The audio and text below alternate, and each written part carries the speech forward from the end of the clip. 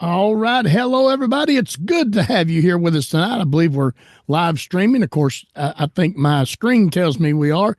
Now, whether we are or not, that's another, as they say here, that's a horse of another color. What was that in? Oh, that was in a growing up movie or something like that. Anyway, it's good to have you here with us tonight.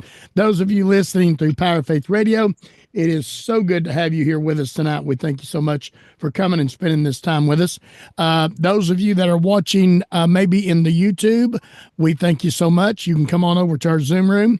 To find that link, you can go over to our Facebook page, A Simple Walk, and there all of the links are labeled, put down in line. They're presented. Yeah, all the above. So you can go over there and find out how to come in the Zoom room. And we appreciate you being here tonight. Here comes Nancy in. I'll let somebody take care of her. Terry, I'm going to turn it over to you and let you greet everybody in the room tonight, and I'll get ready for our Sadaka time. All righty, good. Well, it's hard not to say good evening. Yeah. I think I heard Alfred Hitchcock say that one time. Good evening. All right. Greetings, everyone, and thank you again for joining us for our Outreach Noah class tonight. We have in our Zoom room here tonight. Of course, Scotty's down in the engine room trying to keep things going, and Ronald's down there helping him, being the co-engineer there, and Veronica and Amuela, she's helping out, and Bob, thank you, and Sabra and Nancy's joined us. Glad to see you, Nancy. And of course, then there's me. I never greet me for some reason. I know maybe it's not proper to introduce yourself. To introduce myself. It's just us as. And now here's Terry. Yeah, I think I like the Smoky Mountain one better. What is that one? You ain't said that in a while, Scotty. I got a pollen throat. There's no okay. All right. We'll let you off tonight, but Veronica's not going to let you off next week. I got so much pollen in my throat and head. I coughed the other day, and 3 daisies and a pine cone came out. That's pretty rough. Should have seen the cedar tree I sneezed the other day. Yeah, that's horrible down Tennessee. here. Beautiful Tennessee. It's horrible down here. But anyhow, greetings everyone, and thank you for joining us, and also everyone on Power Faith Radio and on the YouTube channel. Thank you for joining us. Tonight we're going to continue in our journey in Genesis. We're going to journey into the third day. It's going to be a very interesting class tonight. I'm going to be my primary source tonight would be Rabbi Hirsch, because the third day introduces a specific law of God we're going to discuss tonight and share that I never knew was in it until I studied it. It changed my life a couple of years ago when I came across what Rabbi Hirsch was teaching on the third day and everything that he has to say about that. And I'm looking forward to bringing that tonight. So, Scotty, you're probably going to get some comments and some questions and stuff when this is over with, which that is fine, which you can contact us at outreachnoah@gmail.com. If you want to send us some questions and comments, and Scotty gets a hold of that and checks that stuff out for us. And he's also probably making that list of questions because we're probably due. We're probably due for a Q&A. We've not done one in a little bit. So Scotty and I'll get together and see when we want to do another Q&A class, because those are always kind of fun. Scotty, you about ready? I am, but while we're on that subject of doing a Q&A or a break subject class or something, I've got a couple of different people who have in their investigation of living this path, there are not too many study materials for non-Jews to get their head on straight. Did I say that right? No, you are 100% correct. You should try this 10 years ago? Yeah. When there was absolutely nothing. Well, they are asking that maybe an upcoming class, if we would discuss the materials And I'm not talking about what's appropriate and not appropriate. I'm Right. talking about what can they study to get their head on straight.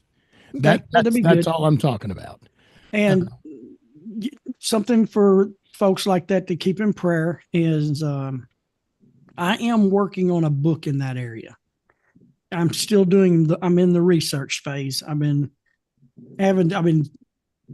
gathering my information for over a year, but I never really knew exactly how to gather my information. And now I have learned a note taking system that will help me produce what I need to produce. But now I'm going back and taking everything that I have learned from the sources I have learned and try to put all those into a note taking system to convert it into a written material. So you can keep that in prayer because I'm gonna kind of have almost everything you're going to need to know what God requires of us as a human being to live by, which I can sit here and tell you in 5 minutes, but the detailed information is kind of fun to learn. But yeah, we can do that, Scotty, whenever you want to. Okay. Okay. We'll figure that out and Maybe get you that can set up. get their questions, precisely down so we can discuss them and then put the material together based on what the questions are. Okay. Hold on just a minute. I gotta send a link right here. Hold on just a second. I don't know if they're going to come in or not, but I'm going to send a link. My computer is not operating correctly Our tonight. computers at work has been crazy the last couple of days. When I was growing up, we would call that gremlins, but we don't call it that no more. Okay, I'm ready now. All right. Okay, we appreciate everybody that participates in our Sadaka time, and we would like to say, and I think I mentioned it last week, that we have Danielle moved in her new apartment, and everything's going great. I Yesterday morning she called me, and she was having a bad time. She's got irritable bowel syndrome, and that affects her. And so we went down to check on her. We actually had to go down and fix the locks on her new place, swap some locks out, and she was asleep on the couch, had the back door open. It was raining, and it's a metal roof on her back porch, and it was just raining, and a cool breeze was blowing through the house, and she was laying there asleep, and she knew I was coming, and I came in. I said, "You just sleep on, honey. I'm gonna change these locks." Out the door I go, and when I left, she's asleep. So she called me. I don't know, 3 or 4 hours later. She said, "Was you down here? I didn't know if you was down here. I was dreaming." So anyway, I'm I would just have been dreaming too in that situation.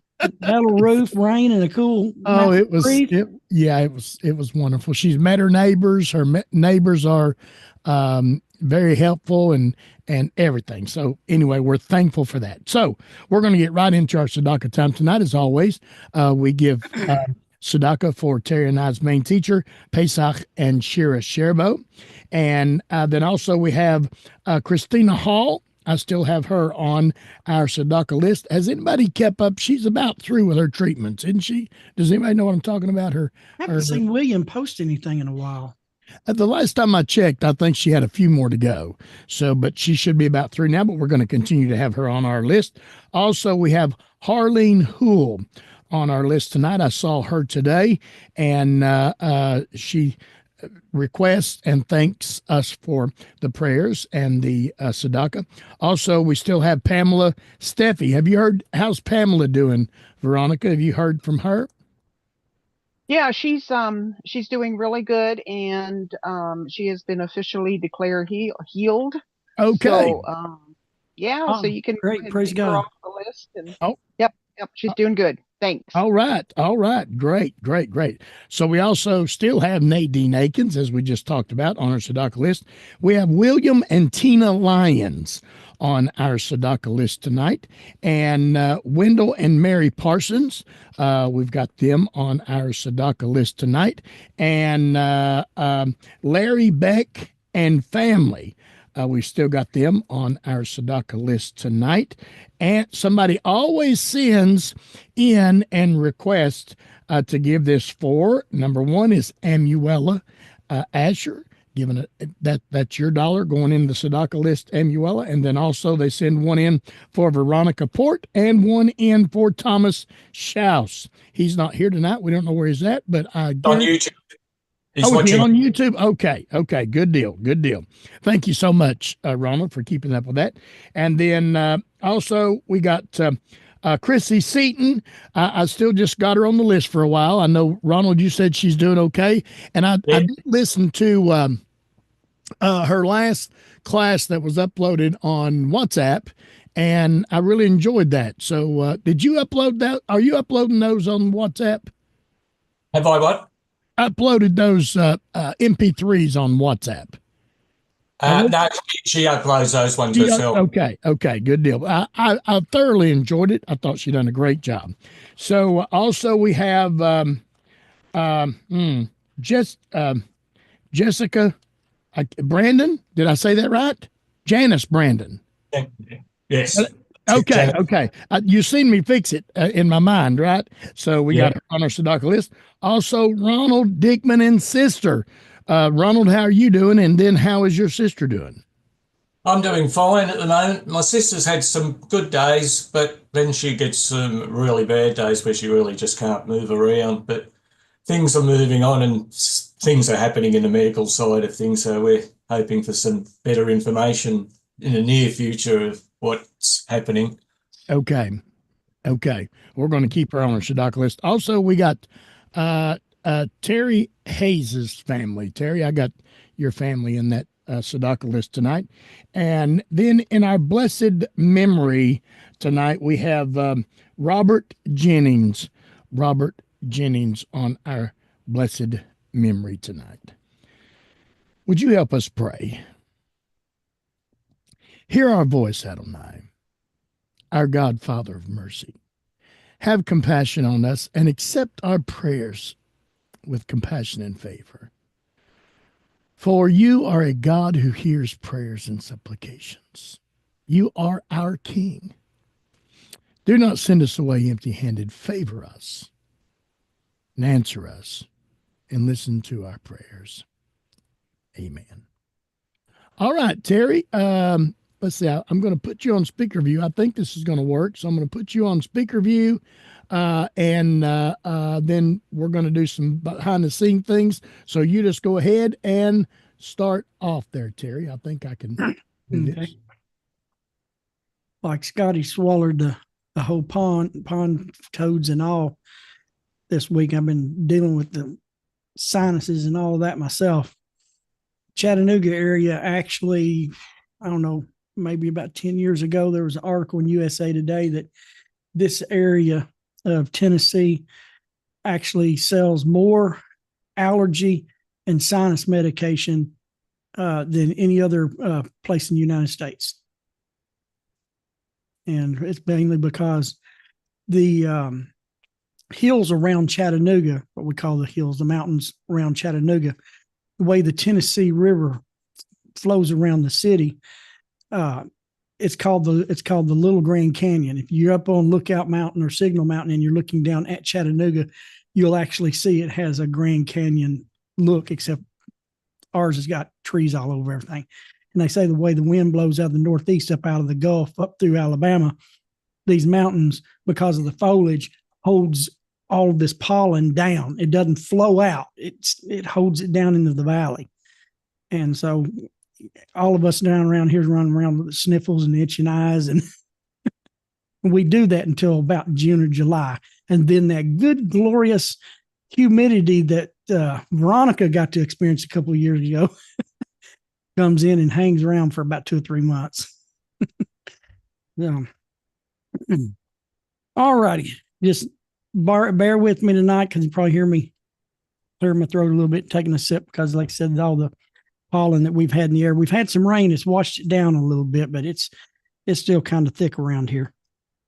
Tonight we're going to cover, God willing, Genesis chapter 1, 9 through 13. We're going to be discussing the primary subject of this is the creation of the vegetation and things like that. We're going to learn what Rabbi Hirsch brings out in the Hebrew. That's very, very interesting, and how God established on this third day also the divine law of kind and species. That's a very interesting study that you can go even deeper beyond this, but the way he goes through it is really, really good. But the beginning of what we normally consider the third day in verse 9 and 10, it says, and God said, let the waters beneath the heavens and the earth be gathered into one area, and the dry land may appear. And it was so, and God called the dry land earth. And so he gathered the waters, and he called them seas, and God saw that this was good. And that was verse 9 and 10. What's interesting is the sages make a declaration that says that God decrees boundaries here. We're going to understand some things about boundaries, the way he gathered the land and the water and also the vegetation we're going to see.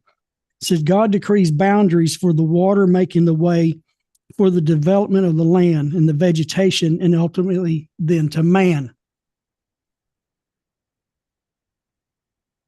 Ibn Ezra, one of the great Torah scholars, said, what is interesting, he says that the phrase, what we see in verses 9 and 10, should attach itself to the previous verse describing the firmament being rendered. Now God had already said, both of them, heaven and dry land, were created on the same day, written in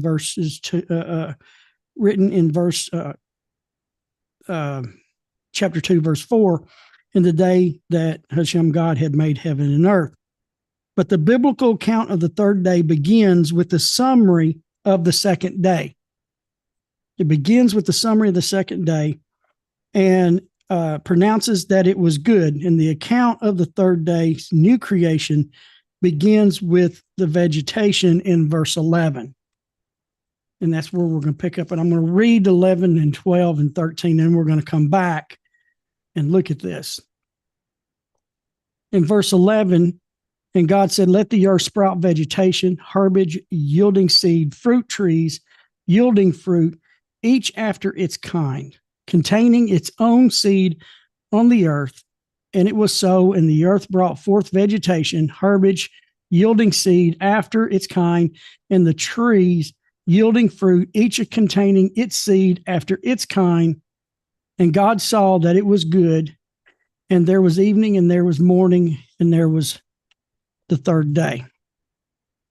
Now let's go back and look at these passages. And if I need to slow down, Scotty, just let me know. Let me slide this over here. And I'll go back in because I'm going to be covering quite a bit tonight. If you have, there's going to be several places here. If you're taking notes by hand, which I recommend anytime to be taking notes by hand, that's something I've been studying a lot here lately, is analog note taking, because it narrow imprints in your mind when you handwrite. Typing doesn't narrow imprint like handwriting does. It's something, like I said, I've been studying for a couple months now. It's really interesting. So if you've got your note paper to be able to take some notes, I'm going to be reading some things and giving some information that you may want to jot down. But if you don't get to, you can always go back and watch the video again on YouTube, and you can, stop it and slow it down and get your notes that way as well. My primary teaching tonight comes, like I said, from Rabbi Hirsch, from his Chumash on Genesis, his teachings on Genesis. We're going to start here with chapter 11, or verse 11, where it says, and God said, let the earth sprout vegetation, seed scattering plants, fruit trees bearing fruit according to its species, which has its seed within it above the earth. And it was so. And the earth brought forth vegetation, seed scattering plants, according to its species, and its trees bearing fruit, seed bearing according to its species. And God saw that it was good. Rabbi Hirsch goes on, he says, with this 11th verse, we enter into the sphere of organic life. we see that the vegetation that sprouts from the soil, the seed-bearing plants, and the fruit trees that bear fruit, we learn that all of these countless varieties of creation are governed by the one and same law. And that is, find it here in the Hebrew.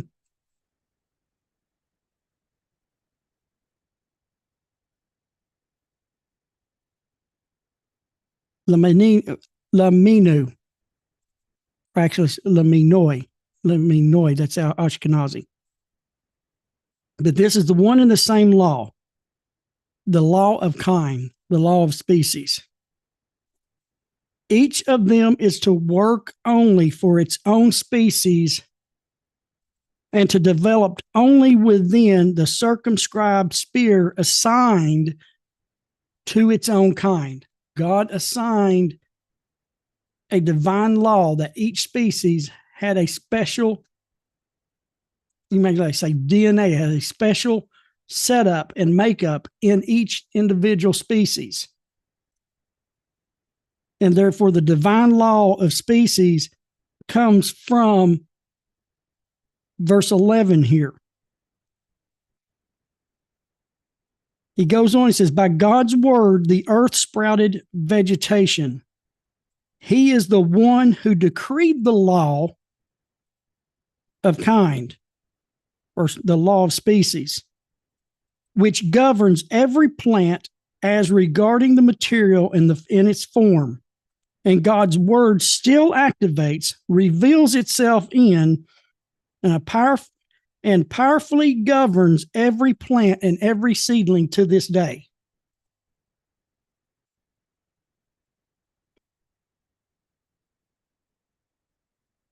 I want to read just a little bit here. He has in his notes here, in his collective writings, he has a very intensive, it's got a lot of breakdown of Hebrew, but I'm not going to get into all of that. But this first couple of paragraphs right here in his discussion, before we get into these individual aspects of vegetations and herbage and trees, I wanted to read this here about the divine law that he wrote in his collective writings.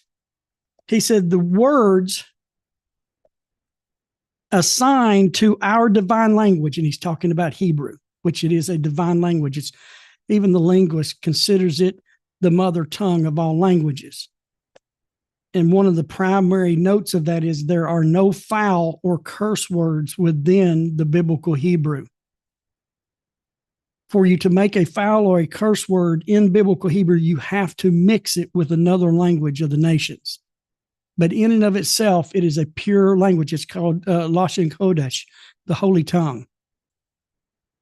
So he says the words assigned by our divine language to the organic world, which that's what the Creator did in giving Moses the Torah in Hebrew.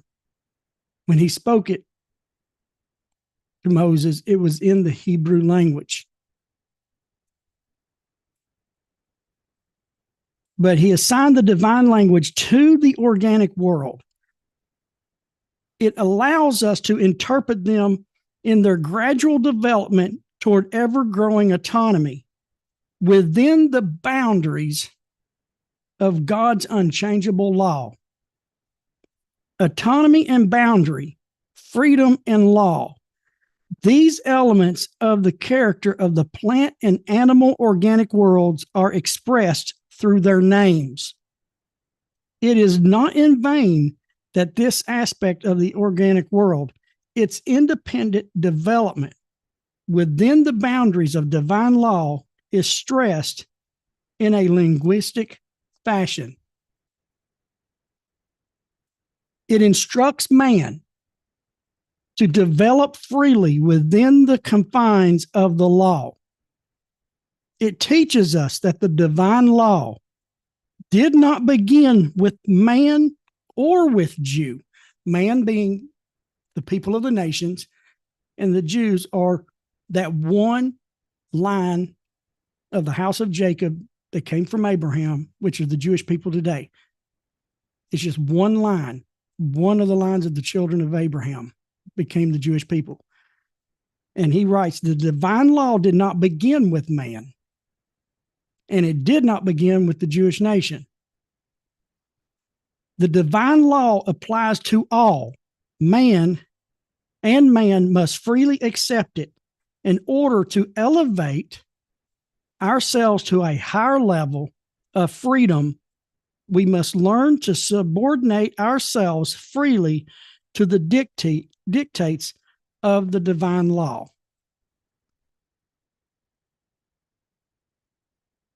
Now, he does a brief teaching here on all of these aspects of the Hebrew. He does a very extensive one in his other one, and you practically got to know Hebrew, that one, because it's so much Hebrew it's in it. And it doesn't have the vowel points, so you really got to know the Hebrew, and it doesn't have the vowel points to be able to read it. But here in his Chumash, he gives us a good taste of it. The Hebrew word for vegetation is related to the word that means to push, to crush.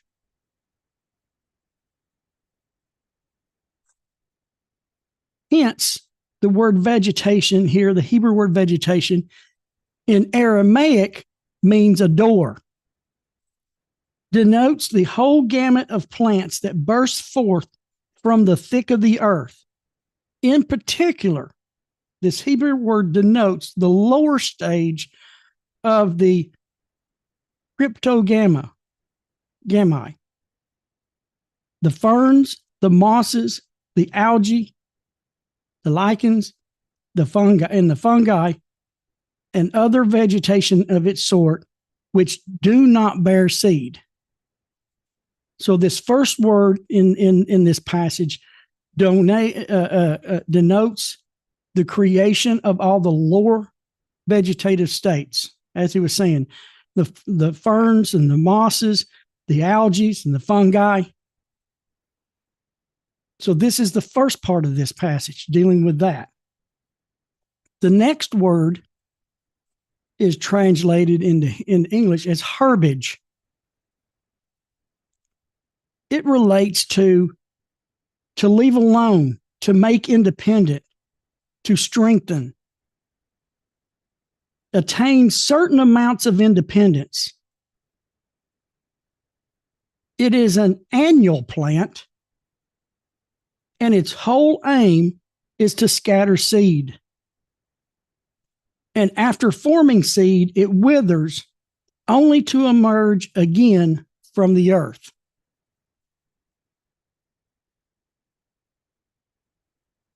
The second word, herbage, is your plants that are annuals, that produce seed that scatter.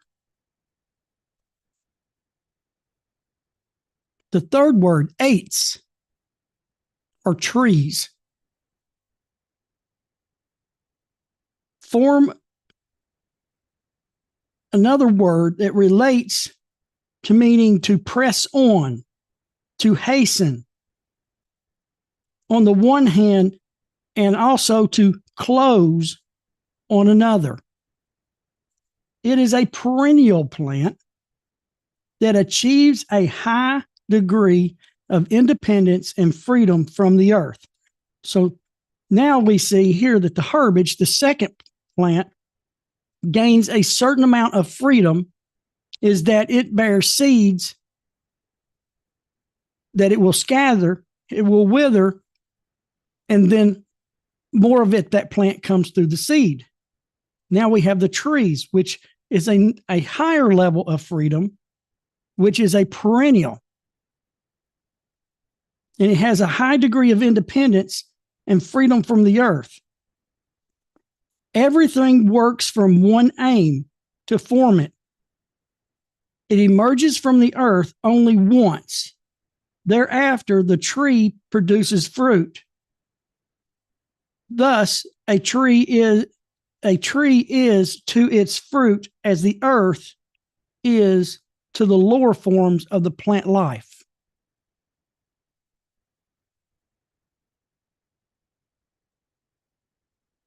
The next level up, seed. is related to a word that means to throw away from oneself, to radiate out. It disconnects from the earth and is cast off the plant to fall down beside it.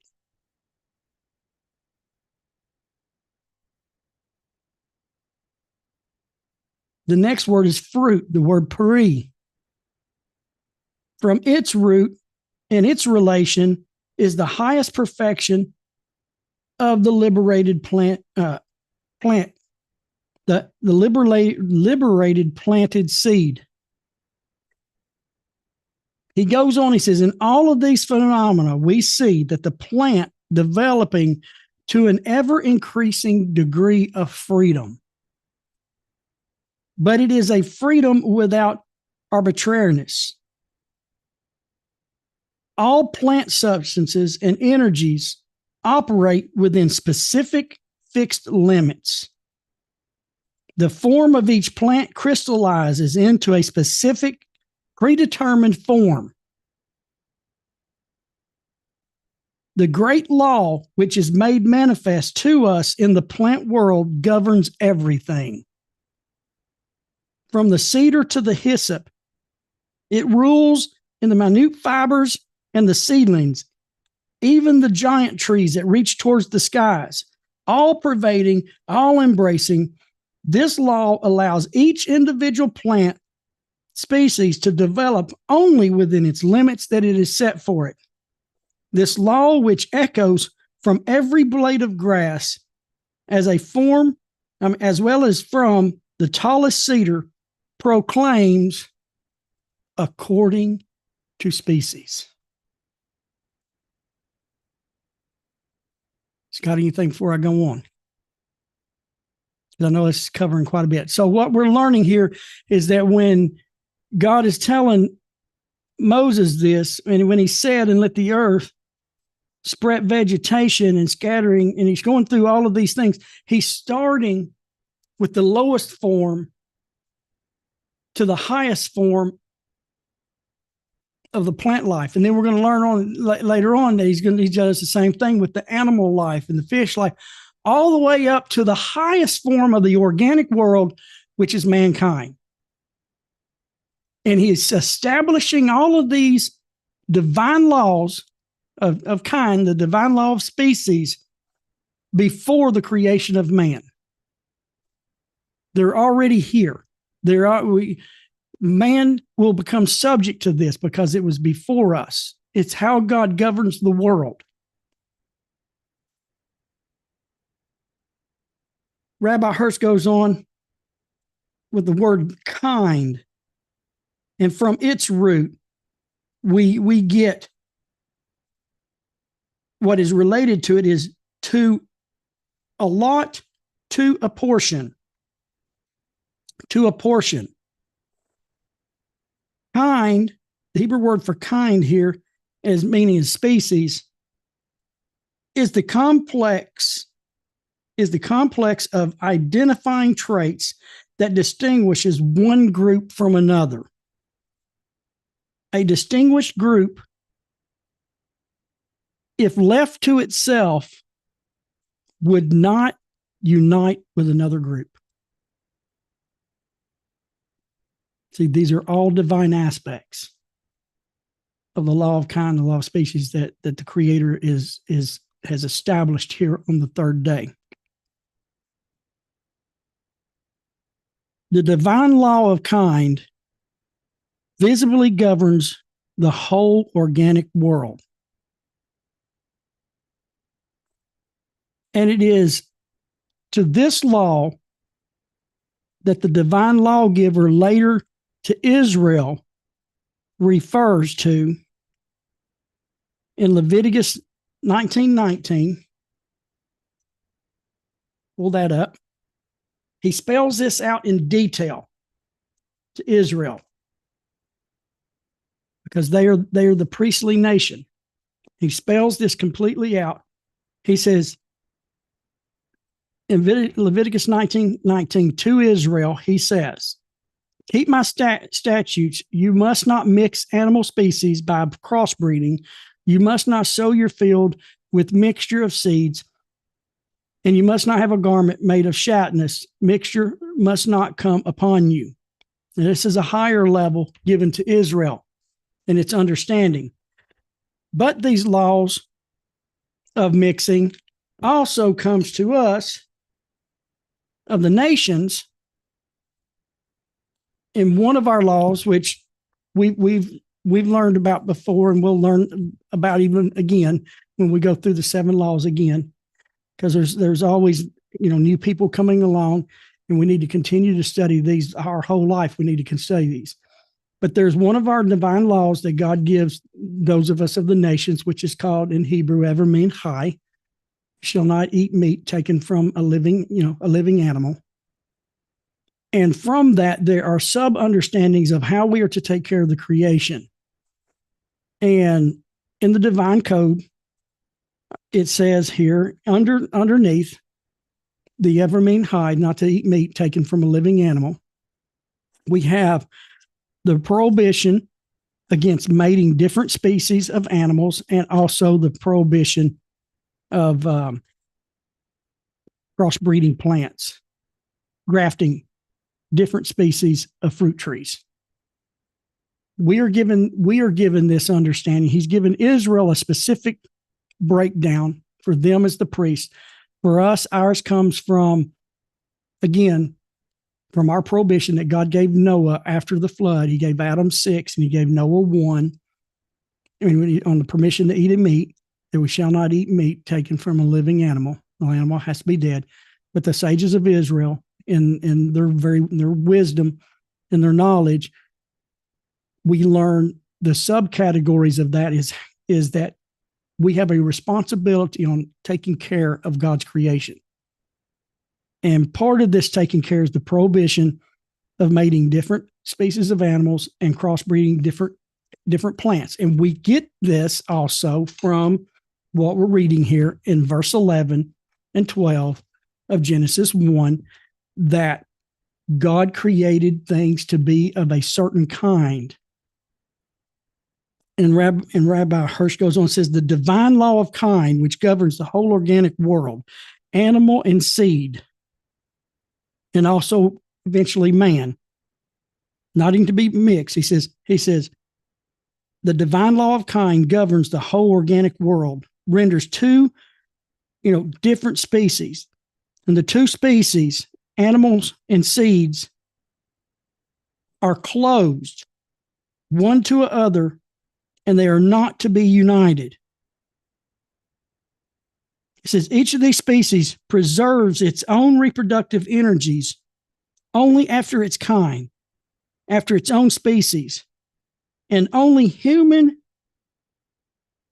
caprice would force it into an unnatural, that is, unlawful unions. If left to itself, each seed will belong to its own species as exclusive as did the earliest ancestors, concerning which and concerning all of whose descendants the Creator first proclaimed this law.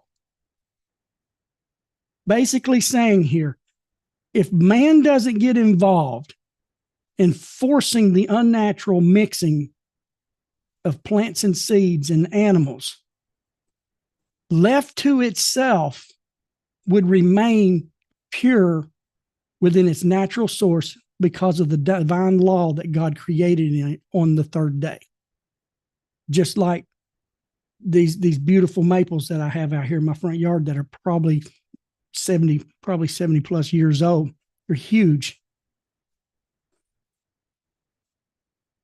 They look identical to the maple trees on the 3rd day because of the divine law of species. When you look at an oak tree, when you look at a maple tree, when you look at a redwood, you look at a cornstalk, a grapevine, you're looking into the past to the 3rd day of creation because of the law of kind that God established within the plant and animal kingdoms, which includes human beings as well.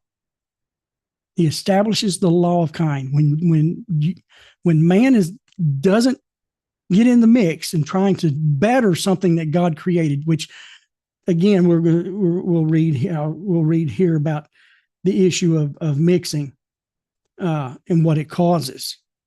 But if left alone, just like our beautiful oak trees and our beautiful redwoods, they look identical to the tree that God formed and put the law of kind in on the third day of creation.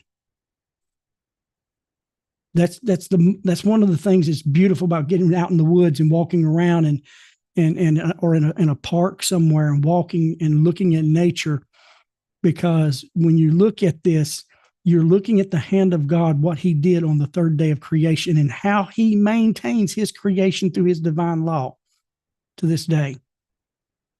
For us to be able to enjoy, for us to be able to look at and to see the purposes why God, we can't make an oak tree better than what God did, though some try to graft.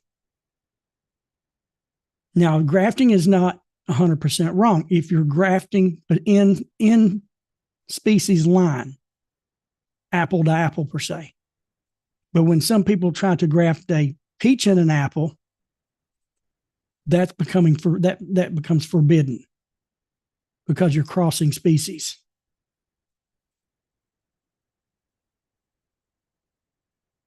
Rabbi Hirsch goes on, he says, clearly the Torah considers it crucial that we see the divine lawgiver in the organic life of nature. It's another one of these I've got underlined. It's crucial for us to see the divine lawgiver in the organic life of nature. For the Torah directs our glance toward him at every step we take in our lives. In all of our relationships with the organic world, we sow and we plant. When we work with an animal, when we clothe ourselves in materials derived from plants and animals, and even when we eat, we are obligated to preserve an order that will constantly remind us of the law of kind, the law of species.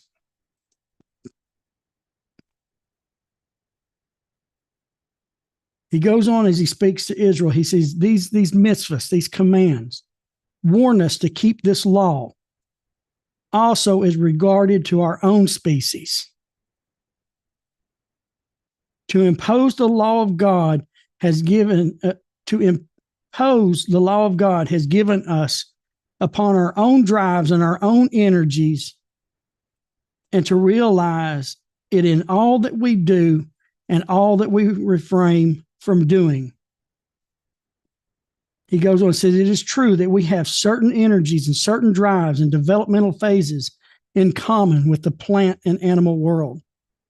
We are born, we take nourishment, we grow, we age, and we finally die. Nevertheless, God created us as a unique, higher kind, higher species. He made us human beings in the midst of all living things. He made us, he's speaking to his people. He made us Jews in the midst of mankind. And he has set down forth both man, for the nations, and Jew, the law governing the development of their lives. He gave laws to the Jews. He gives laws to mankind, for our development. He goes on, he says, the law of God does not begin only for the Jewish people. For already as organic creatures, we are subject to the laws of God. Only within the limits that God has drawn for us can we fulfill our unique mission. Like all other living creatures, only within the confines of the divine law can we attain individual freedom and independence. He goes on, he says, the whole Torah is nothing but of the mitzvah, but of the commandment of the divine law of species that was given to the man of Israel. The divine law was given to all of the world's creatures. This divine law species was given to all of God's creatures, again, starting with vegetation, the algae, the fungi, all the way up through trees and fruits and grasses, all the way on up to man. It expresses itself in all of its unfree creatures, controlling them automatically. That means like the oak tree. The oak tree is unfree. The oak tree will grow. It will grow. It'll have a certain kind of bark. It'll have a certain kind of leaf. It'll have a certain kind of acorns. It's certain. And it's been certain in that line all the way to the third day. They are what he calls unfree. The tree is unfree. It can't decide to look at a corn stalk and say, "Hey, I want a corn cob. I want to, bear a corn cob," or look at a grapevine and say, "Hey, I want some, Concord grapes instead of acorns this year." A tree is not free to do that. He set that law. He established that law in these different species, and they have no choice in being who they are. And so he calls them unfree creatures, controlling them automatically. And it is proclaimed to man and Jew, the two species of man, the priestly nation and in the nations. The two species of man, so that they should accept it upon their own free will. He gives us free will. He doesn't give the plants and the animal world free will. We're at the highest level. He's placed all these divine laws around us and in us, but we have to accept them ourselves. They're not forced on us. They're not force controlled into us like they are the tree and the cornstalk. He says that we should accept it on our own free will to rule over their drives and energies. Through this subordination to the divine law, they will fulfill the exalted mission of their species. See, the Jews have an exalted mission of being priest.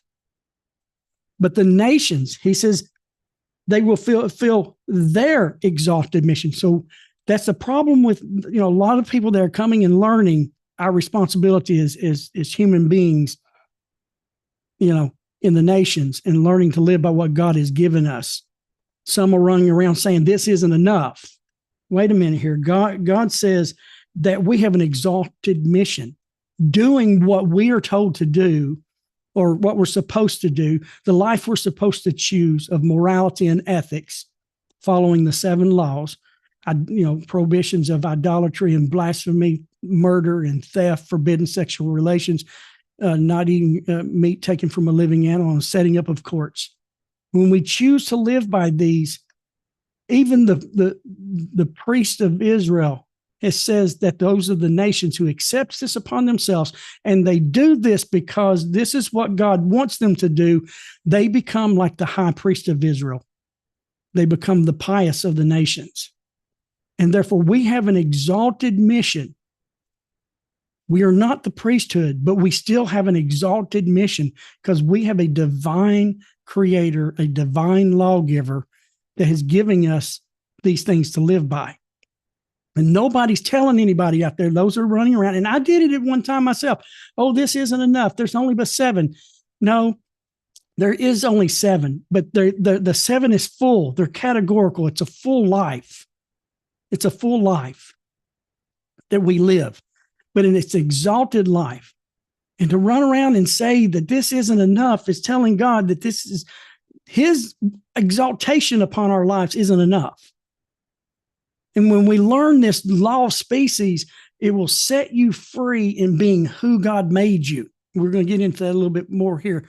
It will set you free in being who God made you. You don't have to worry about being someone else, copying somebody else's customs and traditions, trying to copy someone else's commandments that God gave them to live by, not you. Just like with mankind, he does not give, and it's going to rattle some worm boxes right here, Scotty. But just like he doesn't give the nations the Sabbath, and there's more I can teach on that. There's scriptures, Genesis 8:22. We'll get into that there, because we have the world to settle. It's not meant for us to stop a day religiously. Our religious service is doing our work in the world. Our religious service is holding that door open. I tell you, it was a beautiful story I heard on the radio. I got to stop and tell stories. Scotty gets to tell stories. I get to tell a story now. There's a beautiful story I heard on the radio on the way in. The radio announcer, James and Kim, in the mornings here in Chattanooga. James had been there for, I think, decades.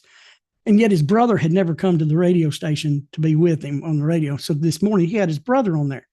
And his brother works with this wounded warrior dog program that's here in Chattanooga. And he told how that began. He said he was personal friends with one of the men who owns one of the Ace Hardwares here in town. And he said he was over there visiting with him one day at work. And he said his friend who owned the Ace Hardware said, "Hold on, I got to go. There's someone over there that's not acting right. I need to go check, see what's going on." So as he approached the guy, another person in the store came up and says, "Ho, wait a minute. I know what he's going on." He says, "I'm a veteran. He's a veteran. He's having an episode." And so this other veteran helped him. So he stopped and talked to him. And so the guy said that his therapist told him he needed to start getting out in public so he can loosen up on some of this anxiety that was in him when he was around people because of the what he had dealt with in battle. And the guy told him, he said, "I've been waiting 2 years for a service dog to help me go in public. I've been waiting 2 years. I'm on a waiting list." So the man that owned the local Ace here, he says, "Hop in the truck." So he took him to his house. He says, "Now I train hunting dogs." And he says, "What do you need? Because if I can train a dog to hunt, I can train a dog to help fulfill your needs as a veteran." And from that, it birthed Warrior Dogs here in Chattanooga. The man breeds hunting dogs, but now he also trains hunting dogs, but now he also trains dogs for vets. That was a divine service that brought glory to the Creator. And those can be done 7 days a week. We aren't limited in time and space. God does not limit the nations in our divine service. Israel has a different divine service, but we have a divine exalted service as well. And men like that and women like that are all over the world. And when they do that, they bring glory to God because of what they do in helping their fellow man. It was just, I got all kinds of goosey bumps going down the road this morning on the way to work, hearing that, story. It's a local story, of a man helping out a veteran. Hey, I train hunting dogs. If I can train a hunting dog, I can train a dog to help you, and you don't have to wait for 2 more years on the waiting list. And now he started his own nonprofit of service and training service dogs. But that is a divine service, and we need to learn to see that. We need to certainly see these little bitty things as divine services before the Creator. Rabbi Hirsch goes on, he says, God needs, now I love this section right here. God needs in the household of his world. God needs in the household of his world the blade of grass as well as the cedar tree, the ear of corn as well as the grapevine. He has given each one of them their own law. Within each one of them, it lives a divine law that it was appointed to live out without questioning. Why? It is a blade of grass and not a cedar, or an ear of corn and not a vine. Each leaves the planning of the world to God and is happy to make its own contribution to the whole. I'll read that again. Each leaves the planning of the world to God, and it's happy to make its own contribution to the whole. In the same manner, God also needs in the kingdom of his world both Jew and non-Jew. Jew and non-Jew each has been assigned his own mission, his own law, and God's sublime purpose will only be attained if each, Jew and non-Jew, will fulfill the mission and obey the law that God has assigned to them, to each of them. Through the performance of duty, he will make the contribution that is required of him for the common good.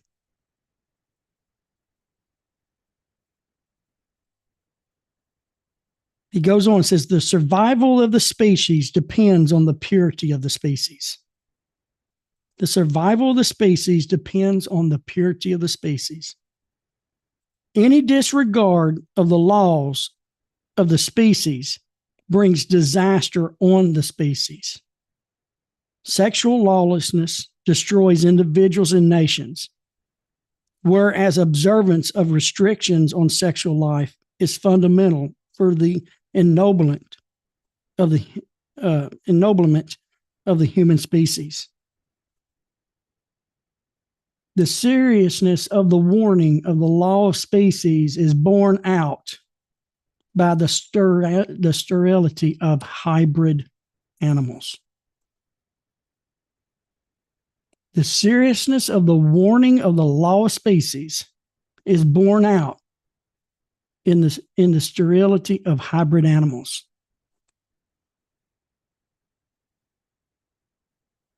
He goes on and he concludes, he says, days are coming when man will learn from every blade of grass to joyfully fulfill the divine law. It will become known and manifest that the law and the discipline are not a luxury, but are necessary for the survival and the flourishing of the human race, just as they are necessary for the survival and the flourishing of all creatures. A time will come when man will fulfill the divine law of species. The significance of the third day, says the significance of the third day is for the purity of man. When he breaks down everything from vegetation all the way forward, from its locked, no freedom within the divine law given to it, till as it grows and there's more freedoms that come upon as it grows up and comes through all the way up to man, where we have the ultimate freedom of free will to choose the divine law. He goes on and says, the third day, what we learn in 11 and 12, verses 11 and 12 of Genesis chapter 1, is that the significance of that day is for the purity of man. Go ahead, Scotty.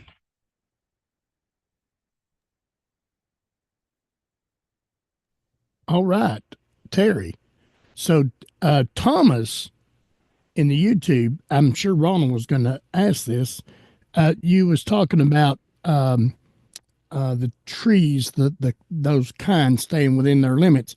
And Thomas asked, well, does that mean you can graft different types of apple trees? Yeah, there's not a problem. We can go back through these chapters here in the Divine Code, which has the best. I like the Divine Code. In fact, that it's not really a good book for beginners, because it's more of a legal book. Like, to me, this is my personal view. It's like a lawyer picks up a book off his shelf that talks about case law of a certain thing. That's the Divine Code when it comes to the Noahide laws. It's a legal document. And in that legal document, it explains the prohibitions and the permissions that we are allowed. And we are permitted to graft between the same species, like you're saying, an apple and an apple. Okay. We're not permitted to take a pear and a grape, or a pear and an apple. We're not permitted to do that because they're different species of trees. Even though there's species of trees, but they're different species of trees, just like Jews are species of man and man is species of man.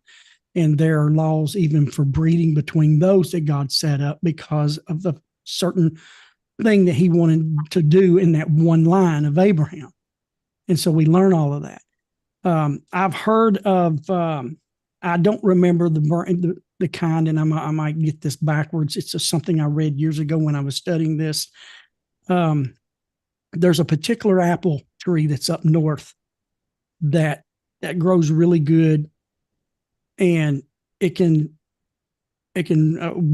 weather the winters up north. And so I'm just going to throw these names out because I may be wrong, but I'm just using these as examples. So let's say you take a Granny Smith or something from down south. You take that tree up there and you plant it.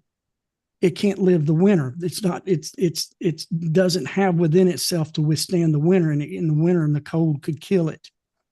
So what I've heard is they've taken, like, say, a Granny Smith from the south, and maybe a Granny Smith or another one that's weathered heavy in the north, and they have brought them together to be able to bring the southern fruit up there to be able to live and harvest and live through the winters, and kind of vice versa with the, say, in the south. I've read some stories on that. There's nothing wrong with that, where you're actually bringing the benefits of two apples that are different, but you're bringing them together. But we're not permitted to take from different, like you can't take corn and a cucumber and graft them to get the benefits of each of those. That's forbidden. And that's the same thing with animals. We're not to crossbreed, animals that are,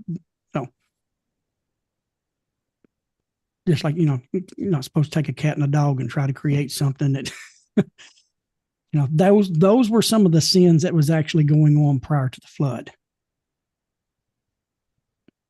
Real heavily. And that's the reason why you'll see most of your grafted and your anything that's grafted that's not supposed to be grafted, anything that's bred that's not supposed to be bred, produces a sterile creation. Either the animal is sterile and can't procreate, or the animal or the plant. Why do you think we have like seedless things? Some I know people just from their own personal won't eat something seedless because they feel like it's a barren fruit. That it's barren, that it's fruits that bear seed of its kind is like extremely healthy for you.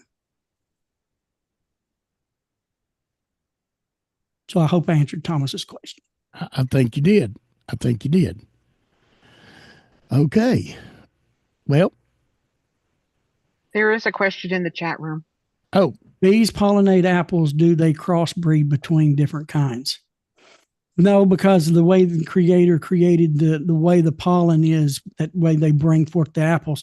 It's just like that one thing. I think we were talking about this one night. I think, Joanne, when you was in there, when we talking about that wasp and was it the pear or some kind of, there's something, a pear tree or a peach tree or something that can't reproduce without a certain kind of wasp that actually burrows up inside of the plant.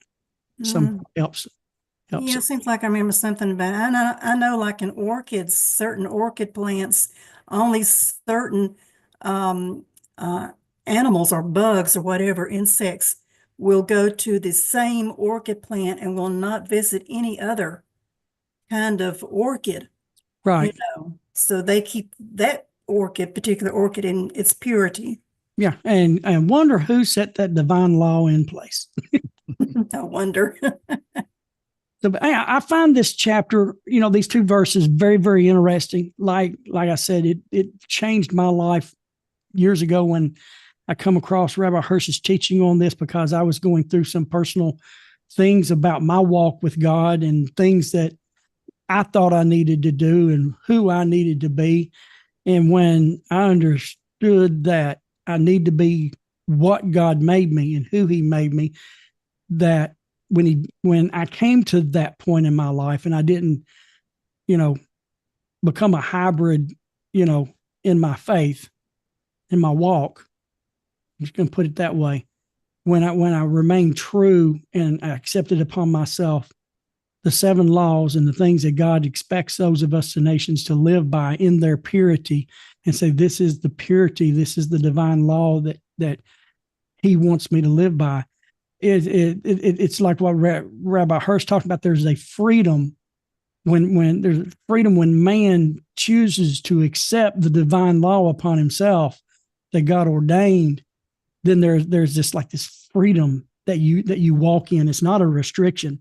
I like this right here. I was reading this morning, and this is in context, out of context, because like I said, I'm doing my research for my thing. So this writing project I'm working on, and I came across this very long article by Moshe Ben Chaim. And it's an article discussing the Noahide laws versus the Jewish laws that God, gives each. But there was a very interesting section here that I copied out and wanted to put in my notes. And it says here, I often wondered why Adam was not the recipient of the 613 commands. Goes on, says the Talmud discusses a few of the views. One is that Adam received only one command to accept God, and we're talking about Genesis 2:16. When we get to that, we'll even discuss this further when we get to Genesis 2. But he says that Adam received the one command to accept God as creator, the prohibition against idolatry. The Talmud goes on and teaches us that through this single command, and we're going to see this when we get to Genesis chapter 2 and Genesis chapter 3 and 4, we're going to have fun. He goes on, he says, through this single command, Adam was to use his mind. I love this because you'll see this when we get there. Adam was to use his mind to derive 2 other commands. See, this is the reason why you don't have the 10 commandments before the giving of the Torah, because man, not the Jewish people, but mankind was dealt with on a different level. And he was to use his mind. God created and gave us a mind, something higher than no other creation has. It says Adam was to use his mind to derive 2 other commandments, that he should not curse God, and he should set up courts. This was said by Rashi. And he ends this. I'll skip some of this, but this is the ending I found really interesting. He says another interesting feature of Adam's requirement to derive those laws are their respective categories. We see Adam was to use his mind to derive 2 other commandments besides idolatry. He should not curse God, and he should set up courts. These 3 laws, which is part of our laws of the nations, these 3 laws actually form the 3 categories of human action. I love this right here. Thought, idolatry; speech, cursing; actions, courts. 3 categories. And I just found that very interesting. And so this is how, why Rabbi Hirsch says we must accept upon ourselves the divine laws of species that we learn here in Genesis chapter 1, 11, and 12, because as we understand them and as we derive from them what we are to do and how, it will help us plant our plants better. It'll help us take care of the creation better. It'll help make sure we maintain creation at a higher level, because we are using our mind to work with the divine law to understand and to derive from what God would have us to do and have us to be, and how we are to take care of his creation, which is the laws of Ever Min Chai, the sub areas of that deals with creation. And it even comes even before that, because I'm studying the subject of Derek Eretz. And one of the levels of Derek Eretz is environmental consciousness. Now, I'm still on the first one, social etiquette right now. I'm studying such things as civic virtues and civilities and things like that, and finding it very interesting that these things that are natural to man, natural to man's mind, that work with the divine laws of God that he's given us. And we can see that in verses 11 and 12 when we sit and we meditate and we pray about them. We see what the sages, the priesthood of Israel teaches us what these things mean. And then we can take it from there and grow the way God wanted man to grow, wanted Adam to grow. And so I hope everyone really, let's say if you got questions, send them in and things like that. If you need anything I need to go over again, just let me know, because this is, to me, one of those exciting areas of Genesis. There's many exciting areas of Genesis, if you know me, but this is one of them. Go ahead, Scotty. All right. No, that's good. So, always somebody wants to be a smarty and ask questions like, which come first? We had the chicken or the egg. So I think, as you read this, it's clear we can see, according to the trees and the grass, the seed came first, correct? And according to the animals, the animal came first, right? Of course, we're not into that animal part yet, but is that correct? Let's look at the passage again.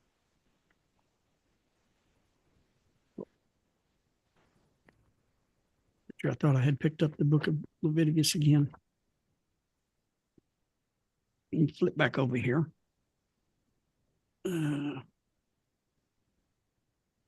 Left my bookmark out. There. 17. Let's look at what he says in the context of as Scotty likes to say, let's look at the text. Let's look at the text. Verse 11, and God said, let the earth sprout vegetation, seed scattering plants, and fruit trees bearing fruit according to its kind. Verse 12, the earth brought forth vegetation, which again, as he goes down through, that is your fungi, seed scattering plants, and according to his species, and trees bearing fruit, and seed and seed bearing according to its species. So all of this is on the third day. So he brought forth not only the fungi, not only the seeds from flowers that are annuals that we can understand, those of us who like to do a little yard garden. He also brought forth the perennials, the oak trees and things like that that remain year after year. That bears forth its seeds as well. He brought all this forth on the third day. So we'll have to look at the animals, but as far as the plant world, he brought the seeds and the plants the same day. Yeah, I noticed, and I like what Bob said, because this is what I was going to bring up, Bob. In studying this, you get different opinions on the position of this. Veronica said, and the egg would need to be hatched. Yes. That's what I was going to say. Okay, if the egg came first, what sat on the egg? Yeah. But when we get on in to the beasts of the field being created, then man being created, and then we get the distinction of the episode of the garden, it does make a very interesting statement. It said, because I'm just quoting this from my mind, but I know we're going to get into this, but I don't want to cause us to go over there tonight. Nothing had come forth because there was yet no man to pray. Yeah, it had not sprouted. That's another one of these exciting areas of Genesis. It had not sprouted. Yeah, I love Genesis. So we'll wait till we get on over there. But yes, I was going to bring that up, that what Bob said, there are different opinions, and I like what one of the this rabbi that I listen to quite often said he was talking to a couple of his rabbi friends, and one went one way and one was the other. And he says, well, you're both right. We're just all right. We're just right now. We're just right. We'll find out later. But right now I'm going to say you're right. So anyway, Terry, it's been an hour and 17 minutes. I'm going to bring us to a close. That sound good to you? Yeah. Okay. I really hope everyone enjoyed this. Yeah, I think everybody's taking notes because this is the stuff we need to learn, stuff that's really good for us individually. It's just not neat stuff. I mean, I'm a Trekkie, man. I like learning stuff about space and the moon and all these neat information. But don't let this be neat information. Don't let this be Genesis trivia. This is like, I mean, I really loved how Rabbi Hirsch concluded this, and I read this again this morning. And he says, the days are coming that man will learn from every blade of grass to joyfully fulfill the divine law. It will become known and manifest that the law and discipline are not luxury, but are necessary for the survival and the flourishing of the human race, just as they are necessary for survival and flourishing of all creatures. And he goes on, he says, and the significance of the third day is for the purity of man. Think about that. I want to try to read what Joanna put in here. It's something I found. All my days I have been careful never to pluck a blade of grass or a flower needlessly when it had the ability to grow and blossom. You know the teaching of our sages that not a single blade of grass grows here on earth that does not have an angel above it, commanding it to, let's see, I had to move my scroll, grow. Every sprout and leaf says something meaningful. Every stone whispers some hidden message in the silence. Every creature sings its song. That was. And it's amazing because and from that, and I know she knows this as well. Why the Breslevs that teach us these things, they teach about going out into the field and out into nature to pray. And one of the things that Rabbi Nachman of Breslev, that lived 200 years ago, or a little over 200 years ago, said that when we go out in nature and when we pray and we talk to the Creator, that because of what she just said here, because of the angels that are working with creation that God has assigned, helps elevate your prayers to God because you're out there in the midst of it. So if you could just picture in your mind, you're out in the field. It could be just a field of grass or grain, or you can be walking down a path in the forest and you're praying and you're completely surrounded by all of the divine forces that are working with creation at that time to fulfill the will of God. And you're praying in the midst of that. And how that can, Rabbi Nachman of Breslev, I know that's kind of mind blowing, but he was an amazing man when it came to talking about prayer. Prayer and faith was his big two areas of teaching. And I've thought of, it's been a while, Joanne. Thank you for that, because it's been a while since I've thought of that, because I remember years ago when I was studying that and I was walking around out in my yard and I had like about 7 acres and most of it was wooded. And one day I was out looking at all the different leaves from the different kinds of shrubs and low growing trees and pine trees. And I was looking at all the different kind of leaves, the pine needles and stuff. And this came back to my mind with what Joanne wrote here. And it caused me to understand now the earth is full of the glory of God.